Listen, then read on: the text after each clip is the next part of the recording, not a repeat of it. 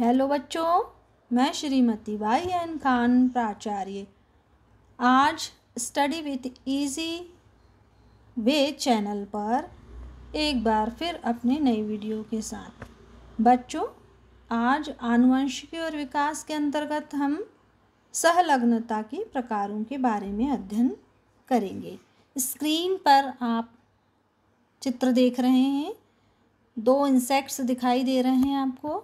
एक red eyed है और एक वाइट आइड है। इनका नाम है ड्रोसोफिला मेलानोगैस्टर। ये एक मक्खी है एक प्रकार की। इनको फ्रूट फ्लाई भी कहा जाता है। इसमें एक रेड आइड है और एक वाइट आइड है। तो ये जो इनकी आँखों का रंग परिवर्तन है, ये भी गुणसूत्रों पर उपस्थित जीन में परिवर्तन से होते हैं। अब इस पिक्चर को इंसर्ट करने का मंतव्य ये था मेरा कि इस पर बहुत सारा आनुवंशिकी अध्ययन वैज्ञानिकों ने किया है। आगे जो हम सहलग्नता पढ़ने जा रहे हैं, उस सहलग्नता को एक्सप्लेन करने के लिए भी ड्रोसोफिला का उपयोग किया गया था। अब हम देखते हैं सहलग्नता के प्रकार। हम पहले भी पढ़ चुके हैं। पहले वीडियो में दो प्रकार की थी, कंप्लीट लिंकेज और इनकम्प्लीट लिंकेज। पहले हम पढ़ेंगे पूर्ण सहलग्नता क्या होती है। तो पहले परिभाषा ये है इसकी कि यह वंशानुगति सहलग्नता जिसमें सहलग्न जीनों का स्थानांतरण एक पीढ़ी से दूसरी पीढ़ी में साथ साथ होता है, यानी पीढ़ी दर पीढ़ी। तो ये पूर्ण सहलग्नता कहलाती है। इसके लिए मॉर्गन ने इन ड्रोसोफिला पर अध्ययन किया, कार्य किया। अब इन्होंने क्या किया था हम देख रहे हैं। स्क्रीन पर आप एक चित्र दिखाई दे रहा है और उसकी समरी भी लिखी हुई है। चित्र में हम देख रहे हैं कि दो मक्खियाँ ली गई। एक कैसी थी, एक थी ग्रे कलर की, धूसर कलर की, और इनके पंख जो थे लंबे थे। और दूसरी मक्खी जो उन्होंने ली थी वो कैसी थी, ब्लैक थी। उसके शरीर का रंग काला था और पंख कैसे थे, लुप्तावेशी। लुप्तावेशी यानी लुप्त होते हुए छोटे थे, जिसको हम क्या बोलते हैं, वेस्टिजियल। यहाँ पर इन दोनों के बीच क्रॉस दिखाया जा रहा है चित्र में। और ग्रे लॉन्ग जो फ्रूट फ्लाई था उसके जीन्स दिखाई दे रहे हैं क्रोमोसोम पर, और इसके भी दिखाई दे रहे हैं। यहाँ पर ग्रे कलर और लॉन्ग विंग्स जो हैं ये किस पर डोमिनेंट हैं, ब्लैक और वेस्टिजियल पर। अब यहाँ पर हम देख रहे हैं कि जब ड्रोसोफिला ने इनमें क्रॉस कराया, मॉर्गन ने जब इन पर काम किया, तो ड्रोसोफिला में जब क्रॉस हुआ तो प्रथम पीढ़ी में सभी संततियों के शरीर कैसे थे, ग्रे कलर के थे, धूसर कलर के थे तथा लंबे पंख थे। क्योंकि हमने पहले भी पढ़ा है कि पहली पीढ़ी में डोमिनेंट कैरेक्टर ही प्रकट होते हैं, उपस्थित होते हैं। इसके बाद इन्होंने क्या किया, F2 जनरेशन के लिए पुनः क्रॉस कराया। इसमें से एक नर ड्रोसोफिला लिया। यहाँ पर आप देख रहे हैं चित्र में नर ड्रोसोफिला जो हमको F1 पीढ़ी में प्राप्त हुआ। जो कैसा था, धूसर तो है शरीर, पंख भी लॉन्ग है, लेकिन इनके गुणसूत्र एक इधर से आए हैं और एक इधर से आए हैं। दोनों पेरेंट्स से आए हैं एक, तो इनका जीनोटाइप चेंज हो गया है। मेल ग्रे लॉन्ग ड्रोसोफिला का क्रॉस किया गया है कैसा, ब्लैक वेस्टिजियल फीमेल के साथ, दिस वन। अब यहाँ गैमीट बनेंगे, गैमीट फॉर्मेशन होगा। यहाँ पर जो मेल ग्रे लॉन्ग है इससे दो प्रकार के गैमीट बनेंगे, आपको दिखाई दे रहे हैं, ये और ये दिख रहा है। दो प्रकार के गैमीट हो गए। यहाँ बनेंगे आपके फीमेल ब्लैक वेस्टिजियल से, चूँकि दोनों ही गुणसूत्र समान हैं इसलिए एक ही प्रकार का गैमीट फॉर्मेशन होगा। अब इनके बीच में संयुग्मन होगा, यानी निषेचन की क्रिया होगी। तो एक मेल और एक फीमेल, तो ये क्रॉस दिख रहा है, एक हमने उठाया मेल और एक ये फीमेल। इन दोनों से ये बना हमको। तो ये कैसा होगा, ये ब्लैक होगा और वेस्टिजियल होगा। ठीक इसी तरह जब हम एक यहाँ से उठाएंगे और एक यहाँ से और एक यहाँ से, तो हम ये देख रहे हैं ये हो गया, क्या बनेगा इसमें, ग्रे, और पंख कैसे होंगे, लॉन्ग। अब हम इन दोनों को देखें तो 50% ग्रे लॉन्ग, 50% ब्लैक वेस्टिजियल, इसमें हमको कोई नया कॉम्बिनेशन दिखाई नहीं दे रहा है। जबकि यहाँ पर हमको क्या प्राप्त होना था, 4 प्रकार के ड्रोसोफिला प्राप्त होने चाहिए थे, परंतु हमने क्या देखा, F2 पीढ़ी के जो कीट थे वो F1 पीढ़ी के जनकों की तरह ही मात्र 2 प्रकार के हुए, जिसमें 50% काले शरीर तथा लुप्तावेशी पंख वाले थे तथा शेष 50% धूसर शरीर एवं लंबे पंखों वाले थे। तो इस प्रयोग से ये प्रमाणित हुआ कि धूसर शरीर तथा लंबे पंख यानी बॉडी का कलर और पंख का आकार ऐसे लक्षण हैं जिनका निर्धारण करने वाले जो जीन हैं वो एक ही गुणसूत्र पर स्थित होते हैं तथा एक पीढ़ी से दूसरी पीढ़ी में जाते समय भी अलग नहीं होते। अलग होते तो हमको क्या मिलता, धूसर शरीर के साथ हो सकता हमको वेस्टिजियल विंग मिल जाते, या हमको ब्लैक के साथ लॉन्ग विंग मिलते, लेकिन नया कॉम्बिनेशन एक भी नहीं मिला। तो हम क्या, इससे क्या समझ में आया कि इनके बीच जीन विनिमय बिल्कुल नहीं हुआ, 0%, और FT पीढ़ी में पुनर्संयोजन प्रकार की संतान प्राप्त नहीं होती। जीन 100% संलग्नता प्रदर्शित करते हैं। मॉर्गन ने ऐसी संलग्नता को पूर्ण संलग्नता कहा। नेक्स्ट है अपूर्ण संलग्नता, इनकम्प्लीट लिंकेज। इसकी परिभाषा पहले हम देख लेते हैं। इस प्रकार की स्थिति में संलग्न जीन हमेशा साथ साथ वंशानुगति का प्रदर्शन नहीं करते हैं, इस पर ध्यान देना, बल्कि अर्धसूत्री विभाजन के प्रोफेस फर्स्ट में 2 समजात गुणसूत्रों के नॉन सिस्टर क्रोमेटिड के बीच, यहाँ चित्र में दिख भी रहा है, अभी बताएंगे, हम समझेंगे जब, कुछ जीनों का आदान प्रदान हो सकता है। यहाँ एक पिक्चर इसके साथ अटैच है जिसमें आप देख रहे हैं,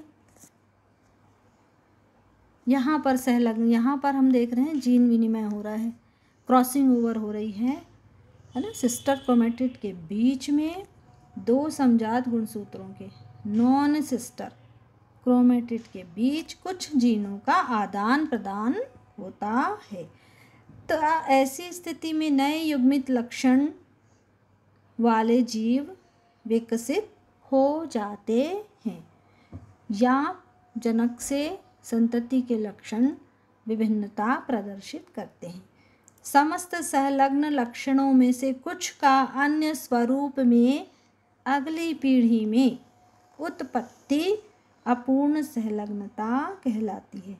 एक बार फिर सुन लें, समस्त संलग्न लक्षणों में से कुछ का अन्य स्वरूप में माने परिवर्तित होकर अगली पीढ़ी में अब ये उत्पन्न होते हैं, अगली पीढ़ी में उत्पत्ति होती है, तो इसको इनकम्प्लीट लिंकेज या अपूर्ण संलग्नता कहते हैं। इस पर किसने काम किया था, वैज्ञानिक थे हचिंसन ने। ये मेज़ के पौधे में किया गया था मक्का में, तो हचिंसन ने मक्का में अपूर्ण संलग्नता दर्शाया। उन्होंने रंगीन एवं एंडोस्पर्म से भरे, स्क्रीन में जो पिक्चर अटैच है उसमें देखेंगे ये भरा हुआ दिख रहा है, ये कैसा है, रंगीन तथा भरा हुआ एंडोस्पर्म है ना, और इसके नीचे उसके गुणसूत्र भी दिख रहे हैं। बीज वाले पौधे तथा बाजू में दिख रहा है रंगहीन कलरलेस, और बीज कैसे दिख रहे हैं, सिकुड़े हुए, उनके जीन नीचे दिख रहे हैं। ये कैसा है, अप्रभावी, ठीक है। इनके बीच इन्होंने क्रॉस कराया। प्रथम पीढ़ी में क्या मिला वो दिख रहा है आपको, है ना, बीज कैसे हैं, कैसे दिख रहे हैं, कलर्ड हैं, साथ ही भरे हुए एंडोस्पर्म वाले हैं। तो सभी F1 पीढ़ी में हमको ऐसे पौधे मिले जिनके बीज भरे हुए थे और कैसे थे, कलर्ड थे। तो यहाँ पर पहली पीढ़ी में प्रभावी गुण प्रकट हुए। अब जो प्रभावी पीढ़ी का जो पहला जो हमको पौधा मिला है उसमें से एक पौधा उन्होंने लिया और उसको उन्होंने क्या कराया, जो प्रथम पीढ़ी के जनक थे अप्रभावी, द्विगुणित अप्रभावी अर्थात रंगहीन और सिकुड़े हुए बीज वाले पौधे, इनके बीच में क्रॉस हुआ। अब यहाँ पर देख रहे हैं कि हमने परिभाषा में बताया था कि यहाँ कभी कभी क्या होता है, अर्धसूत्री विभाजन के प्रोफेस फर्स्ट में दो समजात गुणसूत्रों के नॉन सिस्टर क्रोमेटिड्स ये बीच में दिख रहे हैं, इनके बीच में ये कर्व हो रहे हैं, इनके बीच में ये पास पास आ रहे हैं और ये क्रॉसिंग ओवर या जीन विनिमय हो रहा है। ठीक है, तो यहाँ पर जीन विनिमय हो जा रहा है, खंडों में अदला बदली हो रही है। तो जो नए गुणसूत्र बन रहे हैं अगले में आप देख रहे हैं, गैमीट बनते समय मैंने इसमें क्रमांक डाल दी है। पहला तो ये पहले जैसा ही है, दूसरा ये दिख रहा है नंबर 2, नंबर 3, नंबर 4, ऐसे 4 प्रकार के युग्मक कहाँ से बनेंगे, इससे बनेंगे पहले वाले रंगीन भरे हुए बीजों से। 4 प्रकार की ये गैमीट बन गए। दूसरा पौधा था हमारा अप्रभावी और रंगहीन सिकुड़े बीज वाला, जिसमें समजात गुणसूत्र एक जैसे हैं, इसलिए एक ही प्रकार का युग्मक फॉर्म हो रहा है। इनके बीच में अब संयुग्मन होगा और जो नई अगली पीढ़ी में नेक्स्ट F2 पीढ़ी में जो पौधे मिलेंगे वो कैसे होंगे, ये इसमें आपको दिखाई दे रहा है। 1 नंबर का गैमीट लेंगे हम, यहाँ से उठाएंगे इस पौधे का, और इस पौधे का तो एक ही है, इसको मैंने रोमन गिनती में दिखा दिया। तो 1 इंटू इसके साथ ये युग्मन हुआ, तो यहाँ पर एक ये आया गुणसूत्र और एक ये, तो यहाँ दिख रहा है नीचे, यह लिखा हुआ है 1 इंटू फर्स्ट। ठीक है, तो ये बीज कैसे हुए, यहाँ पर आपको दिख रहा है कलर्ड और फुल भरे हुए हैं और रंगीन हैं। इसके साथ मान लीजिए नहीं होता है सपोज, या होता है इसके साथ होता है, तो यहाँ संभावना 2 इंटू फर्स्ट, तो 2 इंटू में ये एक उठाया और ये एक उठाया, तो ये दोनों उठेंगे तो ये आएगा यहाँ पर 2 इंटू फर्स्ट में। तो यहाँ पर ये कैसे होंगे, निश्चित है कि ये कलरलेस होंगे और श्रंकन होंगे, है ना। तो ये कैसे हो गए, ये दोनों पेरेंटल कॉम्बिनेशन है, इनके जनक के समान। और यहाँ जो हम अब देखेंगे ये क्या है, न्यू कॉम्बिनेशंस है। कैसे बनेंगे, 3 इंटू फर्स्ट को उठाएंगे जब हम यहाँ से, तीसरा एक तरह का युग्मक और ये पहला। तो यहाँ पर जो नए लक्षण हो रहे हैं देखिए, बीज तो कलर्ड है परंतु कैसा है, श्रिंक है, चित्र में दिख भी रहा है ना, भरा हुआ है, कलर्ड है और श्रंकन है, सिकुड़ा हुआ, तो नया लक्षण हो गया। जबकि जनक में ये लक्षण था ही नहीं, कलर के साथ हमेशा कैसे थे, फूले हुए थे, फूल भरे हुए, तो ये नया कॉम्बिनेशन हो गया। लेकिन ये कॉम्बिनेशन बहुत कम है, ये कहाँ से आया, ये जीन विनिमय के कारण आया। अब क्या बच गया, चौथा युग्मक ये ले लें और ये फर्स्ट, तो 4 इंटू फर्स्ट, तो ये कैसा हो गया, यहाँ पर क्या दिख रहा है, बीज तो फूल हैं, भरे हुए गोल दिख रहे हैं, लेकिन इनमें कलर नहीं है, इन्हें कलरलेस हैं। तो ये जो लक्षण थे ये क्रॉसिंग होने के कारण स्थानांतरित हो गए, जबकि जनक में ये लक्षण थे ही नहीं। यदि बीज कलरलेस था तो कैसा था, सिकुड़ा हुआ था, पर यहाँ कैसा दिख रहा है, भरा हुआ। तो ये लक्षण वाले पौधे, नए लक्षणों वाले पौधे प्राप्त हुए। अब इसकी समरी देखिए हमने, ये कैसे हुआ, ये हमको पिक्चर से, जो पिक्चर अटैच थी उससे हमको समझ में आ गया। और इनका हम रेशियो देखें तो ये 96.4% मूल जनक के लक्षण वाले पौधे हमको मिले और 3.6 पुनर्संयोजित प्रकार की संततियों की उत्पत्ति हुई।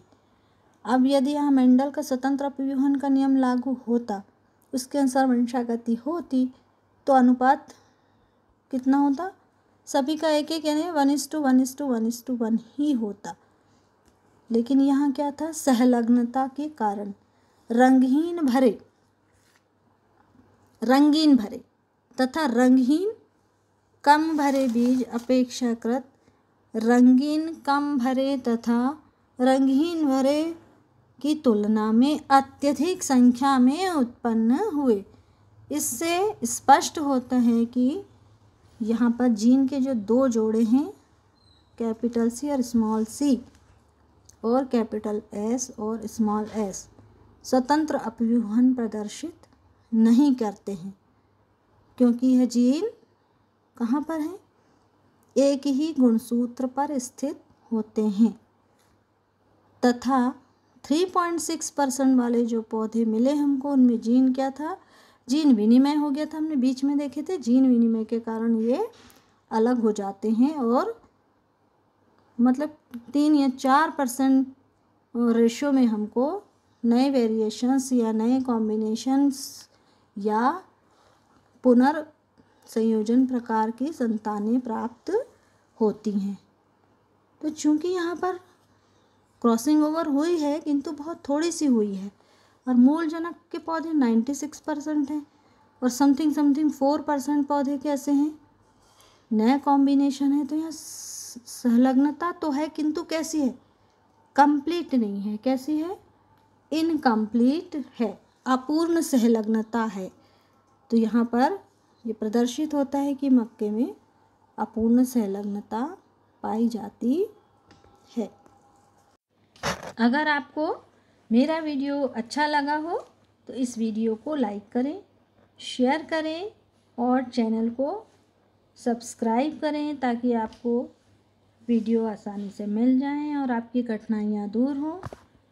मिलती हूँ मैं आपको नेक्स्ट वीडियो में, तब तक के लिए टेक केयर, बाय बाय।